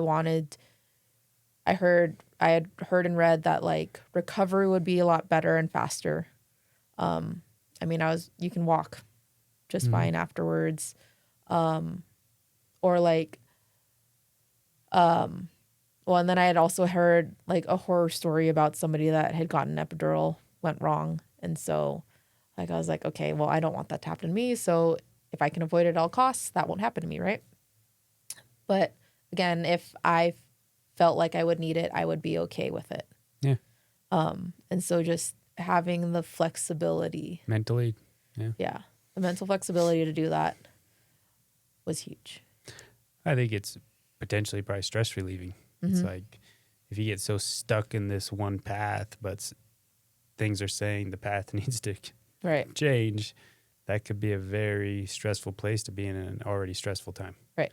So I think it's important. I mean, Cassie, her second epidural, they like missed and then left a hole in her spine. Jeez. When they went to start the C-section, she could feel it. Then they had to do a second epidural. And then I can't remember the word, but basically spinal fluid's leaking out. Yeah. You lose pressure in the spine, in that area of the spine. And it's like one of the worst pains and headaches Yikes. you could have. So then she had to go back and they had to do like a go back into the hole. This is like 3 days later. And put a blood clot in there to stop the spinal fluid from leaking out. Ugh. It was gnarly. Poor Cassie. No, yeah, it was insane. Yeah. So from my perspective, doing things as naturally as possible is probably not a terrible idea, but I'm also grateful for modern medicine because Claire and Cassie would potentially be dead if we didn't have modern medicine. So there's a time and a place. Yeah. Right. So it is, I think you gotta look at it all, and I think also medical providers. It's important to have somebody that you can have that relationship with. Like, this is my birth plan, this is my goals, my ideas, but I'm not modern medicine in emergent situations is miraculous, and having that flexibility mentally seems to me. I mean, I'd like to think that's how I would be going into something as holistic as possible, but also appreciative of what tools are available if needed. I like to think of it like, I try to live my life like, try not to stress about the things that are out of your control. Yeah. Because stressing out about things, especially when you're pregnant, you're already under a lot of stress. So like, why add to it? Yep. So now we're post-pregnant. We're back to training. Yes. How are you feeling? Good. Yeah. I think I started. Got your muscle ups back yet? No. I had to throw it out there just because I've seen you in the mornings. I know. Yeah. And that's like the other thing is like the athlete brain when you're pregnant and postpartum. It's like, it's frustrating because you're just like, you're starting back all over again. You are, but muscle memory is a real thing. Yeah. But then that's the other thing too, right? You're like, I have done this before. Why is it taking so long to do it again? Versus, stop. Versus like the first time you learn it. Yep. It's not as frustrating. So there's so many places where you just need to give yourself some grace. Yeah. And just. Didn't you just PR your deadlift though? I did. My sumo deadlift. Yeah. Lifetime PR. Mm-hmm. It's pretty rad. Yep. It's pretty rad. Is. Who would have thought? So back to training, back to work, back to life. Kids growing up, doing their thing. Yep. Keeping busy. What is your fitness goals for the rest of this year? For the rest of this year? Yep. I'd like to get a muscle up back. I think you're out there. Hopefully. Have you tried? Not like an actual try? Not since whatever that workout was when I was, So probably not for, and that's like, and so that's one, but like also like getting back consistently. Cause we went on vacation and then I was here and there. And then then I had that whole not feeling good. And so I think trying to get back to like 3 days a week pretty consistently. If I can add in a day or two more whenever I can, that would be ideal. But I'm also trying to run more. Are you going to do it? I don't know. You're team captain of the team right now, so. Yeah, but I don't know. We're trying to get Kris to do the RTO. And if you guys know Kris, she's like my brother. I guess he's an ultra runner now. Yeah, he's crushing it. Yeah, I am nowhere near that. I'm just proud of him because it's the only thing he can do with his new injury. Yeah. Dude's always got an injury. Poor guy. That he does. But trying to get Kris to, and being a former soccer player, I didn't think this would be that hard, but she's embraced the weightlifting life. Yep. She loves the barbell. Oh, yeah. It's her favorite thing in the world. She loves OG CrossFit. Mm-hmm. Just going out and running. Not. Which if you guys know James, her husband, die hard runner. Really curious what the kids are going to be like. Yeah, that will be interesting, huh? Mm-hmm. Because it's fun going through that evolution now with my kids. Yeah. Like Jackson is obsessed with CrossFit. Claire relatively wants nothing to do with it, but she loves swimming. Yeah. And she PR'd all of her stuff. It's fun seeing them both blossom in their way. Mm-hmm. And, it's cool. But so your goal, muscle up. Mm-hmm. Just train consistently. How's your body comp? Any meltdowns over that? No, I usually don't have meltdowns, but it's not. Well, I mean, you saw my last InBody. It was trending in the right direction, just at a very, very slow rate. What'd I tell you? I don't remember. It takes time, dude. You're still breastfeeding. Like, what'd you say? Have some grace. Mm-hmm.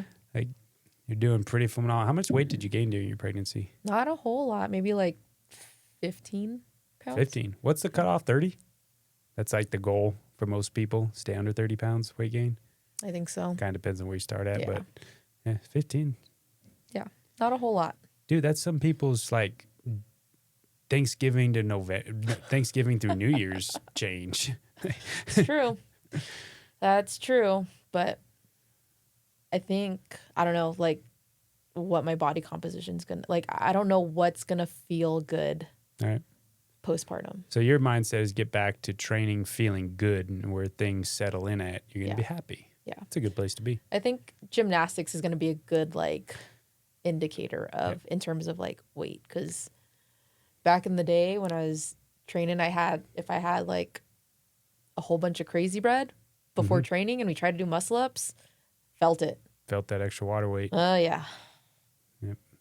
But I love me some crazy bread. Yeah, something I can't have ever again. Oh, yeah. And my life's different. It's paid off in a massive way health-wise. Oh, but yeah. me and Kris makes the best treats and snacks. If you guys don't know this, baking cakes. She makes the best shit. Thanks. It's not exactly healthy for you, though. Oh, no. I've had people ask me for healthy versions, and they taste like shit. It's just not the same. It's not the same. I will say where I'm at now, I've gotten accustomed to like enjoying the healthier options. Yeah. Like it is a treat and it satisfies, if you will.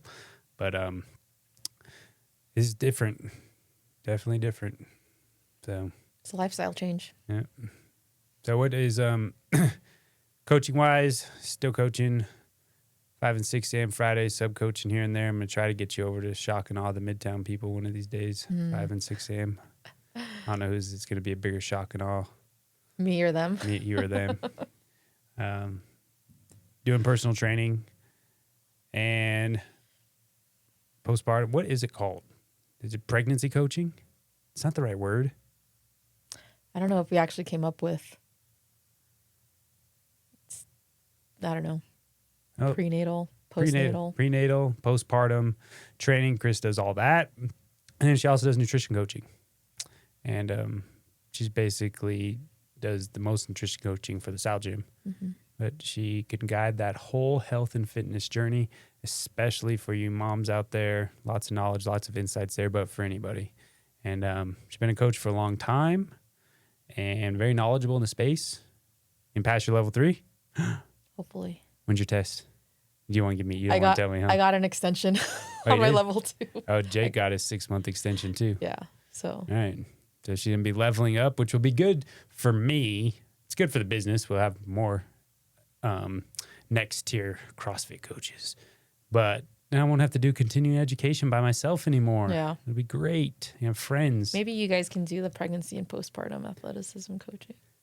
I actually would be interested in that. Those are CEUs. Yeah, I actually would be interested in just expanding my knowledge there because obviously I have women in class, but typically I rely on what they're getting from you or they already know what they want to do and set in their ways. But I would like to expand my knowledge there. It's long-term part of coaching. So, yeah, potential there. I want to take you and Jake to suffer camp, and then I'll do postpartum. Let's get through the RTO first. All right, RTO first. Maybe. Yeah. Any last-minute things going on, Kris, you want to talk about? I would like to try and do another postpartum class. Yeah. Give another shot of that. Nice. See if that'll... Didn't you get CUs for it? No, sorry. I mean coaching. Oh, like adding another class. Yeah. Yep. A little 6-week deal. We could do High Rocks postpartum. We could. Just capture the whole marketing thing right there. But yeah, we got to figure out the time. Yeah. Getting people into that because the people that have done it have gotten great value. But then, well, one, you can't time when people are pregnant. But right. It's one of the hard parts with it. That was like the biggest hurdle. Was like somebody was like, "I'm currently pregnant. I was going to ask, are you going to do this again?" So people can do that pretty much any time except for like that 6-week window of rest and heal. Yeah. So they could do it leading up to At least that's what I tell people, like, get clearance from your doctor. Yeah. And then you can start getting back into So the some goal work. adding this class would be people that have had a baby. Mm-hmm. Okay. Yeah. Cool. So yeah, if you guys know anybody out there, need insights or looking for stuff in this topic, Kris is available. KRIS at doubleedgefitness.com. That's it. Yeah. Cool, Kris. Anything else in your life you want to share with the people? I don't think so. I think that's it. Learned something new about you today. I didn't know you had 2 ACL Oh, surgeries. yeah. Yep. Cool. All right. Well, let's give Kris another round of applause. Oh, I got turned up. There it is. Thanks for being on the show. What other sound effects do you have on that thing? Let's see. I got crickets. Crickets. Oh. Yeah, that would have been awkward if I did that on you a couple Yeah, times. that would suck. Yeah. I'm already nervous about it. Oh, That too. That's a good one. Rim shot? I don't know how to use that one. Something magical happens. Record, scratch. No, I think that was the green one was the record scratch. Record scratch, yep. Record scratch. Yeah, there you go. Yeah, postpartum. What podcasts do you listen to that aren't health and fitness related? None. You don't have any? Just like well, I listen to the occasional Joe Rogan one when Kris tells me McBroom. So he listens. Dude's the biggest podcast consumer of all time. And I basically only listen to him when I drive. Or they're so long. Yeah. No, his are super long, but also a lot of topics I could care less about. Yeah. So Kris will send me something I think is interesting. So I'll listen to one of those, which aren't always health and fitness, well, they're not health and fitness related typically. And then Andy Frisella is, what's it called? Andy AF. Can't remember exactly. It's been a while. Most of his are like end up political / entrepreneurial kind of related. I used to listen to the MS CEO project with him, which was all business related. But other than that, it's mostly Andrew Huberman, Peter Attia, Dr. Andy Galpin, Rhonda Fitzpatrick. That's kind of it. Nothing I guess that's for funsies for you. Oh, so we're changing directions now. You're interviewing me. Yeah. Wow. No. What's something you like to do that's not health and fitness related? Other hobbies? I have a really nice mountain bike, but I guess that still fits in the health and fitness, and I wish I could ride it more. What's keeping you from riding it more? Time prioritization. I gotta have to give up a gym workout, and I'm just not willing to do that. I gotta have to say I'm getting out of the gym today to use my fitness, my 90 minutes of blocked out time to mountain bike ride, because when I get home, I want to do things with the kids. Yeah.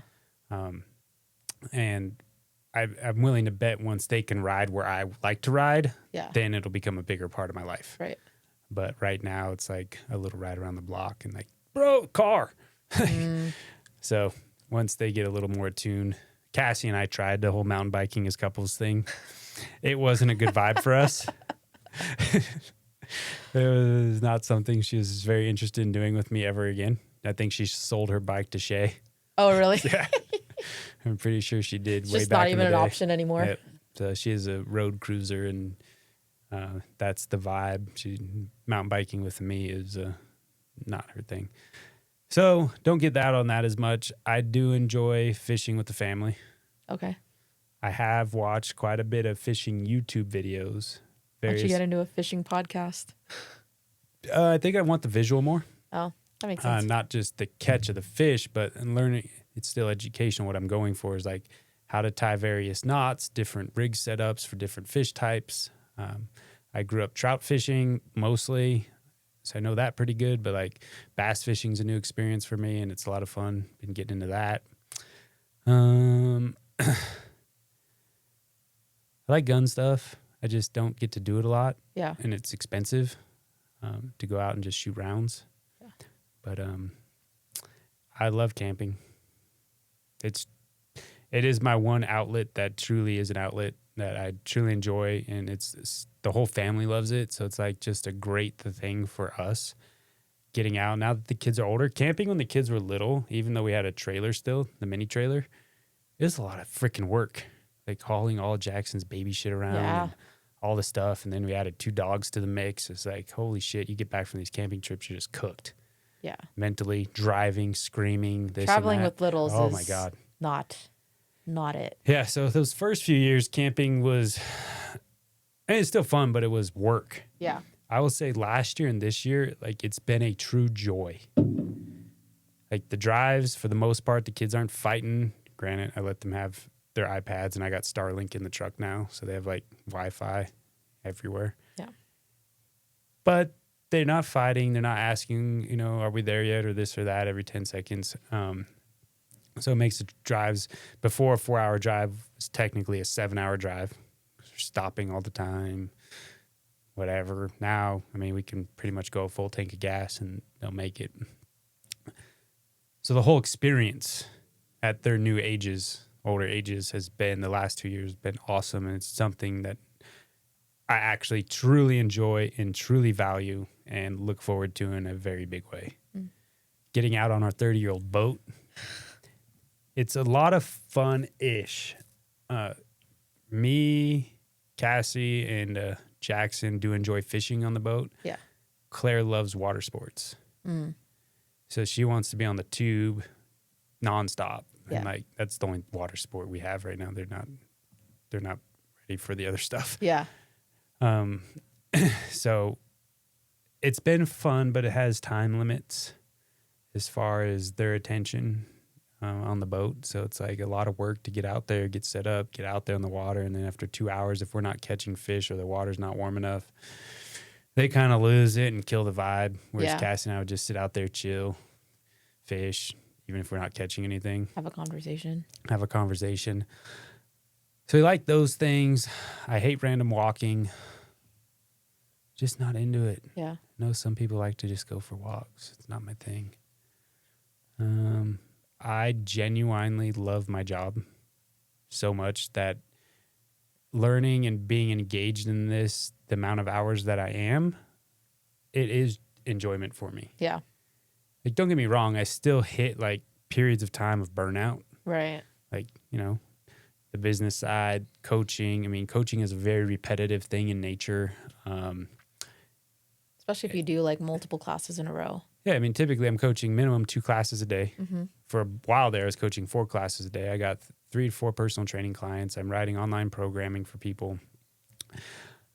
All the fitness side, and then adding marketing into this whole mix now. And then all the other business stuff. And I'm chief repair officer around here. So there's no question. And things that send me sideways are like toilet paper being out.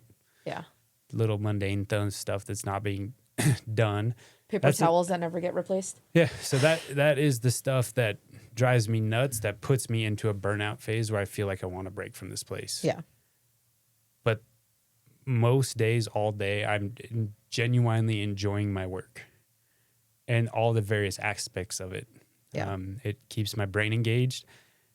I feel like I'm providing value to people, and I love learning new things, and I genuinely enjoy training. Yeah. Like, I like exploring what I'm physically capable of. And like, I still continue to learn for myself after 20 years. Yeah. Like, different ways to train, different approaches to training, my own recovery and evolution in recovery and nutrition, all the stuff with Claire over the, since 2023. I enjoy going down these roads. So, like, what I'm getting at is, even though it's work for me, I'm blessed that it's something that I do enjoy doing. Yeah. I'll doom scroll this and that. I actually enjoy politics. Don't get me wrong. A couple of these elections kind of burnt me out a little bit, but I like engaging in that, the political process, if you will, and learning about our Constitution and learning how our state runs and is structured, how our city government works. It's fascinating. Yeah. It's fascinating what was started in 1776. Got 4th of July coming up. How appropriate. But that they had the foresight to frame the Constitution the way it is. Yeah. And still. And the structure.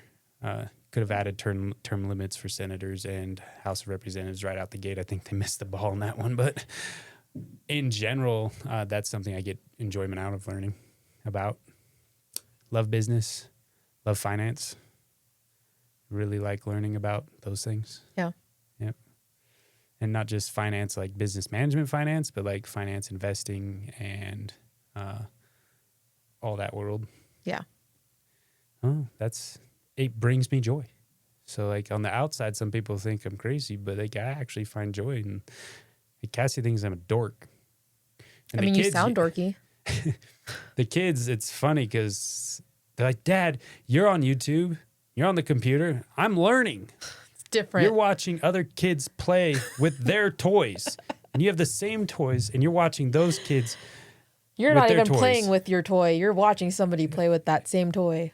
Yeah. I'm like, I'm learning something.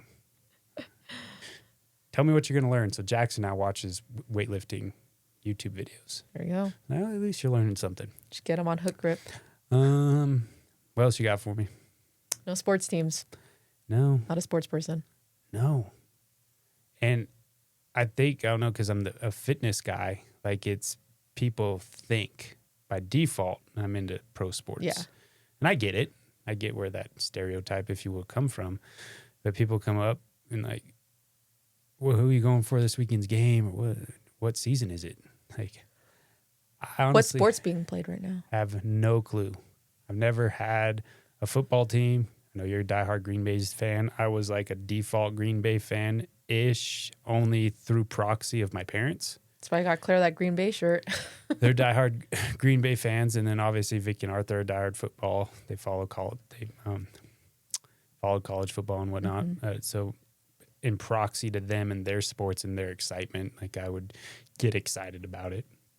But I follow zero pro sports, pro athletes outside of CrossFit, which honestly, I'm not even following the sport of CrossFit that closely. Yeah. Outside of what Ryan's doing. And the only reason I'm interested now is because Tia's doing the games again. Yeah. Which I think is gnarly. That's crazy. She's nuts. 8th time. Yeah. Had kids. She had 2 or 1? One. I think she's still on 1. Yeah. Going back to the games again for 8th title. Yeah. Fall that. No sports teams. I can't claim you won't find any sports memorabilia of any kind in my house. And I always remind Cassie, like, I could be the guy that watches Sunday football all day, but I choose to work.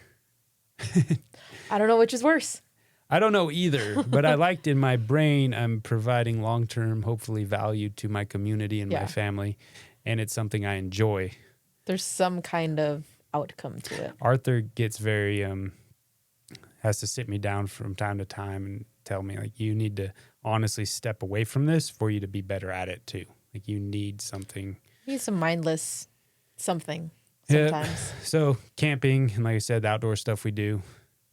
Winter has become hard because we don't do a lot of outdoor stuff in winter. I'm not willing to fork out the money yet for ski stuff. Yeah.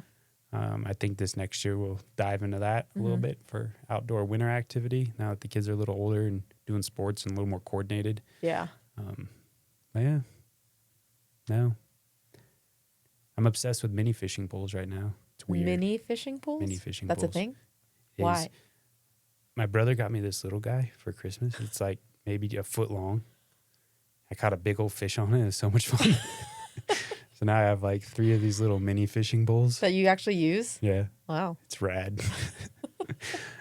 That's been my newest thing of learning on YouTube is different fishing poles and different lines and using different lines for different situations. So, I mean, I'm sure that's super stimulating for a lot of people out there. You are a dork. Yeah, and then just learning about metabolic pathways and how to optimize my body. Okay, you're just solidifying the dork comment and just adding to it. So, but good for you. That's me in a nutshell. Yeah. I'm almost a little bit embarrassed. Like, I'm really good and enjoy like mechanic stuff, like fixing cars and doing that stuff, but it's a skill I picked up from my dad. Yeah. So like right now am I going to do Cassie's brake service, or am I going to take it? It comes down to a time equation. Yeah. Do we want to go camping this weekend? So I get the car fixed, or am I going to spend the day fixing the car? But I do enjoy that stuff. Yeah. I love woodworking. Like, I built the whole addition to my house, but I enjoyed that whole process. Yeah. My dad was a engine man and diesel mechanic in the Navy, and so he had... My dad did in the Marine Corps. Yeah. And so he had taught me how to change my oil, how to change out brake pads Nice. and stuff. But I would never trust myself to do that on my own car, especially now with kids. Yeah. Yeah. It's a very important thing. You don't want to mess up. Yeah. So, no, it's slightly embarrassing that I don't have other hobbies. I was just thinking on my way over here because,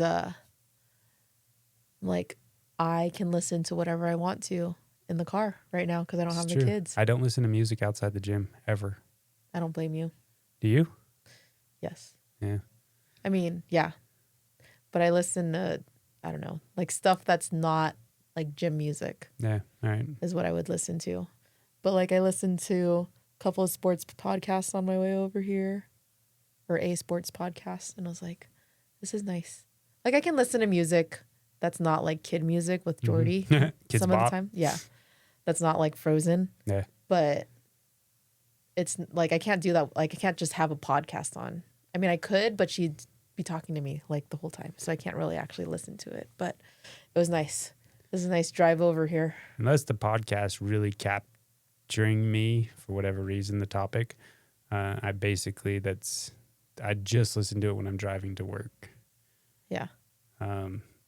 When we do have long drives with the trailer camping, I'll either put in one headphone and listen to a podcast while driving while the kids are screaming and this and that.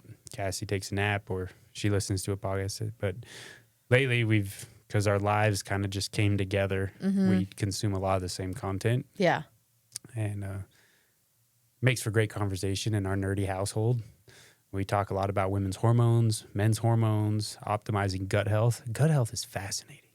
I bet. Like fascinating, and how important it is for so many processes in your body. And this is the conversations Cassie and I are having. Yeah. I was just talking to... Or fishing. Yeah. James turned me on to a couple of sports podcasts, and there was one that I was listening to. It's part of like the Bussin' with the Boys series, which is a sports podcast, but they like branched off and are doing like another series of like for the dads. And they're talking about how when their wives are talking about whatever, like trash reality TV show or whatever, and like they don't act, or they're all invested and interested because they're wanting to show them that they're interested. And then their version is when they're talking about college football or football in general, and like they just brush it off, that they're basically telling them that they don't care about them and stuff like that. And I told James, like, I'm like, see, well, I talk to you about football and that's stuff that I truly enjoy too. So when I talk about my trash TV stuff, I need you to pretend like you care a little bit more. What is your trash TV? Because this is actually something I am a Netflix binger from time to time. Hard. Yeah. Like if I get a show, the weekend's blocked out, I'm watching it, binge watching like a mofo. So Secret Lives of Mormon Wives. And I'll watch Keeping Up with the Kardashians, which I never watched when it was... That is trash TV. Yeah, I know. I'm telling you, it is trash TV. So that was like, and I never watched the original stuff. I've only watched the stuff on like Hulu that's like new-ish. But I'll binge watch that stuff. But then I'll also watch, it's called Welcome to Wrexham. It follows Ryan Reynolds and... I love Ryan Reynolds. Yeah. Him and... He's a man crush of mine. Is he? Yeah. I mean, I don't blame you. Rob McElhenney from It's Always Sunny in Philadelphia. They own a football team, a UK football team. Like football? Yeah. Soccer? Yeah. Okay. Yeah. And so it follows like them and their team story. It's a lot of the team. They own it, but if it actually is a focus on the team. And so is this make believe or real? This is real. It's reality. Oh. Yeah. So they actually own a football team. Okay. And then I think that's it for the most part currently. My most recent binge watch was I never watched Yellowstone when it came out. I heard about it, but I never. And Chris McBroom one day, he's like, "You've never watched Yellowstone?" Like basically shaming me all day. And I was fortunate enough that I never watched it, but then like the 1864 or whatever, Then the next series came out. So I was able to watch the whole story in sequence. Yeah. And I went hard. I think I watched everything in less than 2 weeks. Really? Yeah. So that was like, I guess you could say, a decompression time season. I stepped away from health and fitness. Yeah. And I would get home after bedtime, watch an episode. Weekends, sometimes string together 6 or 7. Like I wake up at 4 in the morning and watch it until 9, 10 a.m. Yeah. And then I won't watch anything for a year until somebody basically refers me another show. But yeah, that whole sequence got me binge watching. At least you don't have to wait till the next episode comes out. And you I can't do that. Yeah. I get anxious and I just want to know what happens. So I usually wait until it's all released. Yeah. Anyway. And so you don't have to worry about it. Yeah, the every week thing just bugs me. It's like I want to get in, get it done. I think the last thing I binge watched it's called Clarkson's Farm, and it follows Jeremy Clarkson, who was a host on Top Gear. All right. And he started having a farm. He's in the UK and started a farm, and I binge watched the shit out of that. Really? Yeah, So you like the reality shows. Yeah. Yeah, I guess I do. I Yeah. didn't realize that, but yeah, I guess I do. Never been able to get into a reality show. I tried the whole live thing, Yeah. and it just got, Who's going to stay out here the longest? I never used to like that stuff. And then, I don't know, in the last like couple of years, which, I mean, I don't get to watch a lot. So like when I'm binge watching Clarkson's Farm, it's like at like 3 o'clock in the morning when I can't go back to sleep after feeding Cameron for a couple hours. And then I'll go back to sleep and then be up in the next, get another like extra 2 hours of sleep. And then I'll be up again. All right. But what else you got? that's it. All right. I got a eyebrow wax appointment at 4. Oh, it's time to go. The eyebrows waxed. You go to Jenny? Who do you go to? No.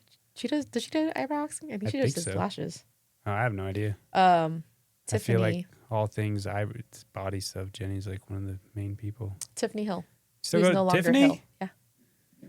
Nice. Tell her I said hi. I will. She's waxed my back a few times back in the day. When you cared about that. Now I just got a razor that knock it down a little bit. Yeah. Yeah, I got this one patch. Does it like extend? How do you? Okay. Yeah, it's got arm. It exposes my mobility Oh. in a very meaningful way. Yeah. The internal rotation up behind, that's a tricky one. Sometimes got to call in support from the wife. But there's this one patch that's on my lat. Can't reach. Well, it's the one I want gone. Yeah. I've done multiple sessions of laser hair removal. Oh, okay. Then the back waxing. Back waxing doesn't work for me because it just breaks out. Oh. And I hate that even more. Mm. So this razor deal works really well. Keeps it knocked down. No breakouts. That's good. And as I'm blessed to keep the hair on my head as I'm getting older. Ear hair. I get my ears waxed every 4 weeks. Oh, really? Jessica. You met Jessica. She comes 6 a.m. now. Okay. Yeah. So she does that. It's quite a torture treatment. But nose hairs, back hair. All this manscaping. Yeah, it's come, like, that wasn't there 5 years ago. And now it's like coming in, but at least the hair on my head's staying. Mm-hmm. I don't think testosterone has influenced it a lot, but it has some for sure. Oh, yeah. So, yeah, part of the life. Yep. I still got these postpartum hairs coming in. What does that like mean? Baby hairs. You get like little postpartum baby hairs. Like you lose your hair and it comes back? Well, so like during pregnancy, you don't shed your hair like you normally would. So postpartum, it seems like you're like losing hair, but it's all just your hair that was supposed to shed is now shedding. And then you get new hair growth. And so it's always like in the front and it's always like weirdly short. It's like you cut your own bangs. So anesthesia can do that, cause you to lose your really? hair.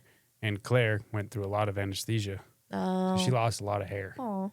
But it's coming back and now her hair is super curly. Oh, really? It's really cute. But it's super curly, which it wasn't before all that stuff. So the texture changed. Texture changed, and it's funny, her little, like, all the amount of hair that was growing back. She has so many little shorties Yeah. that are just like untamed beasts, Mm-hmm. especially when she wakes up in the morning. Yeah. It's like, It's bad. It's bad. all right, we better get to your hair deal or your eyebrow deal. Yep. Tell Tiffany I said hi. I will. And thanks, Kris. Thank you. I'm People get to know you now. not doing this again. Yeah, you will. Maybe. You will. I mean, I guess you're my boss, so you have to tell. We get in here, you get other people. It's a fun conversation to be had. Jake was supposed to be for some here. current events. We need some current events. Okay. All right. Bye, everybody. See you next time.